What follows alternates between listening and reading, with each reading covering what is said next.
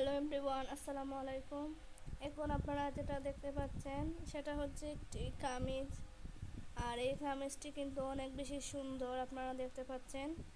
এই কামিজের বুকের মধ্যে ডিজাইন দেওয়া, এই যে এক্সট্রা কাপড় দিয়ে কুচি দেওয়া, অনেক বেশি সুন্দর ডিজাইনের এই কামিজটি।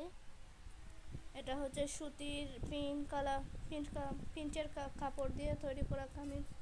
এটার কালার হচ্ছে পিঙ্ক কালার আর হোয়াইট কালারের কামিজ।